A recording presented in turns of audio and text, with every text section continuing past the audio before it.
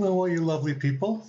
I mean that very sincerely. It's so nice to see your notes and weather report where you are and your kind comments about how you're using these videos. Thank you very much. There's a story about a man who heard about a great guru, a great saint who lived on a mountaintop in the Himalayas. And this seeker spent a great deal of effort getting to him. He had to go across the ocean and climb mountains and through rivers and valleys. It was a great, great effort he made. And finally, he arrived at the guru's house on the mountaintop, and there's a long line of people waiting to get in. Took his place in line, and finally, after a long, long time, he got in. And he had heard that if you could just spend 2 minutes in the presence of this master soul, you would be enlightened. So he gladly spent weeks and a very long time to get to this person. So finally, he gets to the front door, and a servant opens the door and says, "Come on in." And the seeker was excited. "Where's the guru? Where's the guru? Where's the guru?" The servant is talking to him and explaining some things and asking him some questions about his life. But he was pretty much preoccupied with finding the guru. Well, after about 2 minutes, the servant opens up another door. And it's a door to the outside. It was the back door of the house, and he was showing him out. He says, "Thank you for coming." And the man said, "Wait a minute. I heard that if I could just have 2 minutes with the guru, I would be enlightened." And the servant said, "You just did." So this man mistook the guru for a servant. And he was not aware that he was already in the presence of greatness. And so a lot of us have become so identified with calling ourselves a spiritual seeker. Would you call yourself a spiritual seeker? We get so identified with the role of seeking that we miss finding. And you can be a seeker for a lifetime or many lifetimes. But if you don't find, you haven't gotten anywhere, really. There's actually a true story about one morning in the Washington, D.C. metro, there was a violinist who set up a violin and his little case at his feet. And this was at a busy rush hour on January morning. And he played for like 45 minutes, played some fairly complicated pieces. And during that time, no one really acknowledged him. A few people threw a few cents in the case, a couple bucks at the most, except one little boy. He said, "Mommy, Mommy, let's go listen to the violinist." And she stood with him for a few moments and then tugged the boy off. Well, that was a social experiment conducted by the Washington Post to see if people would recognize greatness in their midst. And the violinist was Joshua Bell, one of the foremost violinists in the world at this time. And a few nights before, people had paid $100 per seat to see him in Boston. But people were so busy going to their jobs and making money and catching up with stuff and doing errands that they missed greatness in their presence. They were so busy seeking and going and doing that they didn't find. So that's the story of life, isn't it? We're so enamored with getting something out there that we miss something that's already here. Now, D.H. Lawrence, novelist, said it this way. He said, "Those who go searching for love only manifest their own lovelessness. And the loveless never find love. Only the loving find love." What he's saying is that if you identify yourself as loveless and you're busy seeking love, then you're not going to find it, because seeking and finding are different states of consciousness. And seeking basically leads to more seeking, And finding leads to more finding. And Ram Dass used to say there are three kinds of people. He would say that there are people who say not enough, and people who say too much, and people who say, just right. And of course, it's really only two kinds, because not enough and too much are part of the same consciousness as something missing.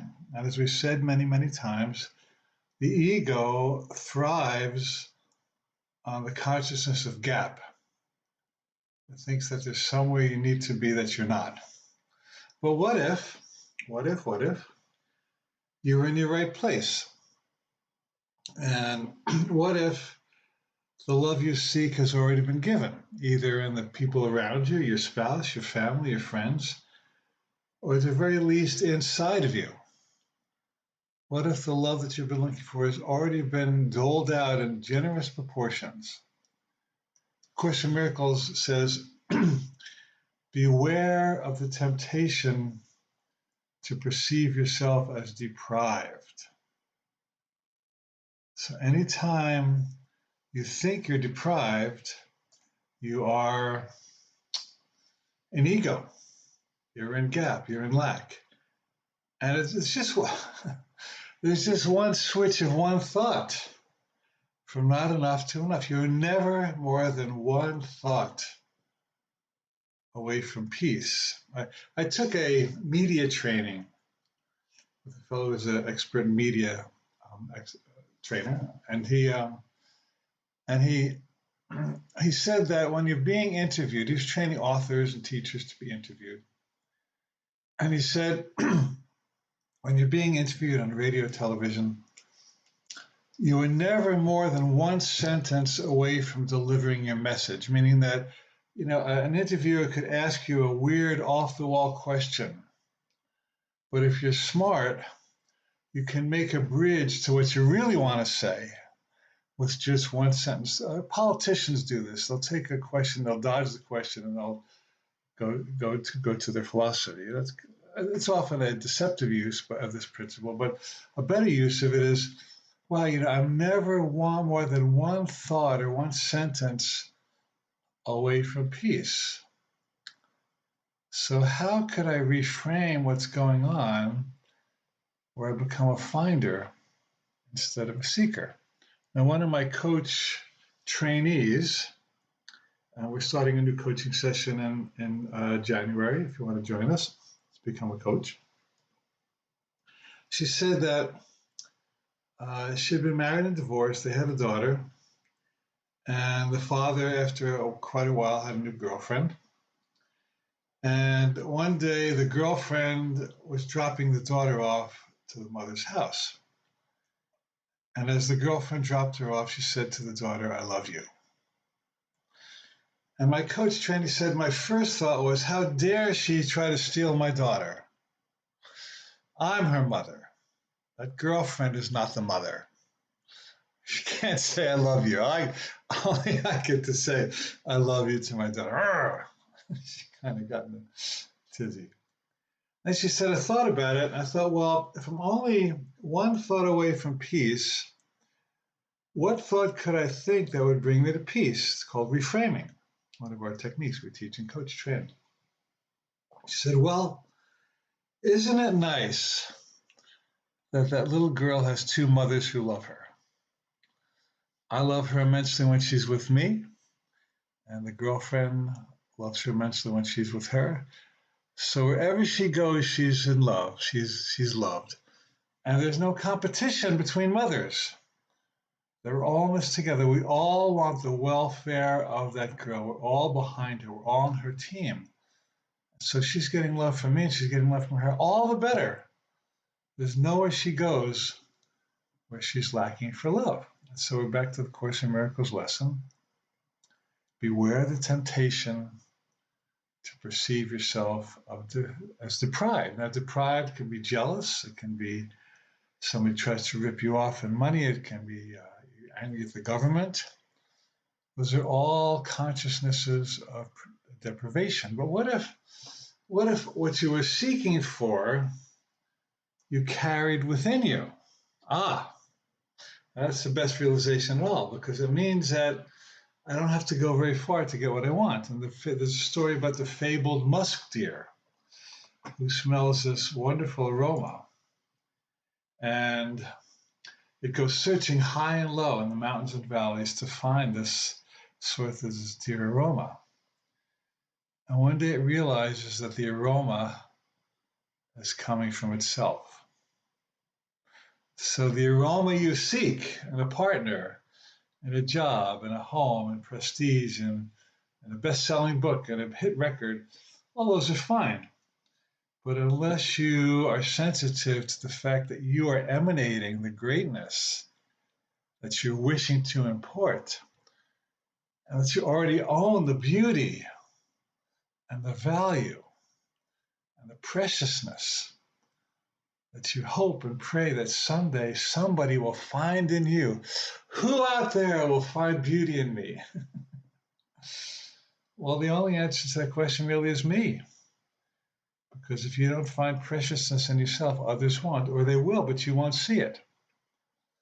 So what if today was a day of shifting from seeking to finding? What if today was a day you put behind you forever your consciousness as a spiritual seeker, and you became a finder? Now, there's a lot of you may remember the movie The Princess Bride, right?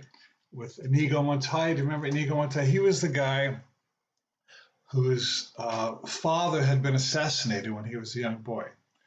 And he spent the rest of his life seeking his father's assassin so he could avenge his father's death. And it's a very funny scene where he just goes around, my name is Inigo Montoya, you killed my father, prepare to die. My name is Inigo Montoya, you killed my father, prepare to die. And he's swiping his sword. It's kind of a silly character. And then one day he actually catches up with his father's assassin. They have this duel, a sword fight, and he does him in. He's avenged his father's death.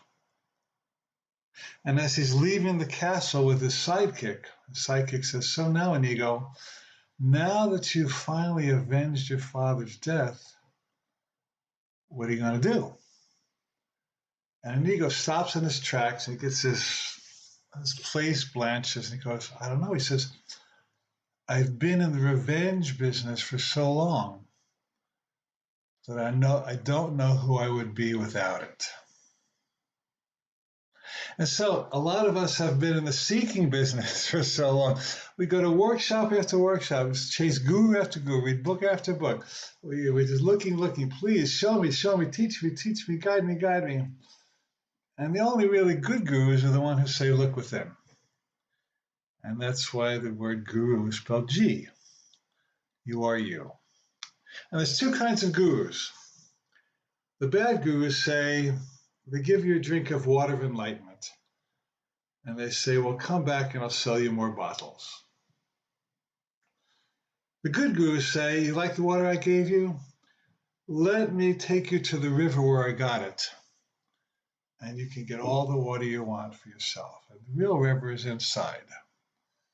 Any teacher that fosters a dependence on you is a poor teacher indeed. But any teacher that says the answer lies within, look within, quit searching, quit seeking, quit needing, quit asking, and be a finder. So what if you took an affirmation, I always have everything I need. The universe, the abundant universe, supplies me with all the wisdom, all the love, all the substance, all the inner peace, all the vision, all the passion. It's all been seated inside each of us already. There's nowhere anybody needs to go. You can go if you want. You can go for thousands of years. Course in Miracles says, there's one lesson where it says, if you really get today's lesson, if you really just absorb today's lesson, it'll save you 1,000 years of seeking. Whoa. You mean that if I really accept my wholeness today, I won't have to be running to men and women and places and money and teachers and ashrams and healers for the next 1,000 years. Yeah, that's what the Course is saying. If you find it within today, you're going to save 1,000 years of looking. Wow. So today's the day. One more story and then we'll call it a day. I just did. I had a friend who worked for Mel Fisher. I don't know if you've heard of Mel Fisher. Mel Fisher was a treasure hunter who spent a lot of time in the Caribbean looking for sunken galleons. And there was one particular Spanish galleon he was looking for, and he knew that there was a great treasure in it. And so he hired people. He spent years and years poking around Key West, the Florida Keys, looking for this treasure. And a friend of mine worked on his crew. And his crew wore a T-shirt that said, "Today's the day," because today was the day they're going to search, they're going to find. And then one day, today was really the day. And they actually found this missing Spanish galleon that had sunk hundreds of years ago with millions of dollars of doubloons and jewels and all the cool stuff that those galleons carried around. And one day, today was the day. So, you and I could also wear a T-shirt that said, "Today's the day." That would be a good T-shirt to wear, wouldn't it? Or, "Here's the place." Or, "I am the one." People say, "Well, here's my other half." Well, how demeaning is that? Nobody's your other half. You're both whole. Partnership is based on two people being whole, not being half, needing each other to complete each other. So I've given you a lot of stuff to think about today. I hope you find it valuable. And the basic message is that it's time to let go of the game of seeking and playing the master game of finding. I think St. Paul said something, I think Corinthians, I think he said, when I was a child, I played with child's toys. But now that I'm an adult, the game is different. Paraphrasing. And so can we define the idea of seeking and looking and needing and grasping and wanting and waiting and hoping and wishing as the child's game? But if you're watching this today and you're hearing this message, there's something inside you that is ready to find. I see your wholeness. I know your perfection. I see that you are as God created you. And I think you're starting to get it too. Love you lots. It's wonderful to be together like this. Thank you for tuning in live into the recording. And we'll see you next week. Have a wonderful week.